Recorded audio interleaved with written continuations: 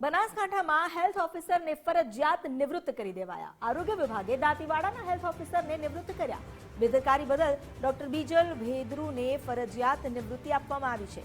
10 વર્ષ અગાઉ ખોટું સર્ટિફિકેટ આપતા તેમની ધરપકડ થઈ હતી।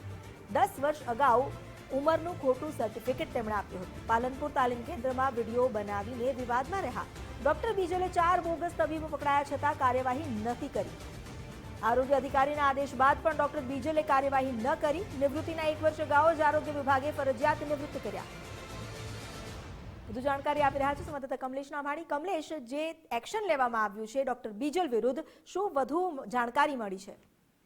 જી બિલકુલ, વાત કરવામાં આવે તો ડોક્ટર જે બીજલ ભેદરુ છે તેની અનેકવાર ક્ષતિઓ સામે આવી છે। અનેકવાર તેમની મોટી ભૂલોના કારણે અનેક મોટા ગુના પણ નોંધાયા છે। મહત્વની વાત છે કે તેમને અત્યારે તો હેલ્થ ઓફિસરને કહી શકાય કે ફરજિયાતમાંથી નિવૃત્ત કરી દેવામાં છે, કારણ કે 10 વર્ષ પહેલા યુવતીને ઉંમરનું ખોટું સર્ટિફિકેટ આપ્યું હતું, જે કહી શકાય કે 13 વર્ષની જગ્યાએ 17 થી 18 વર્ષનું ખોટું સર્ટિફિકેટ આપ્યું, તે પણ એક તેમની પર ગુનો નોંધાયો હતો।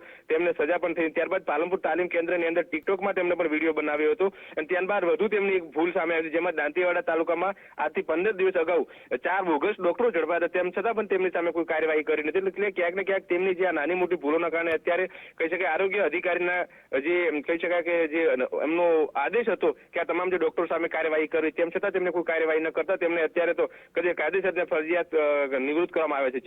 જી આભાર આપનો જાણકારી આપવા માટે।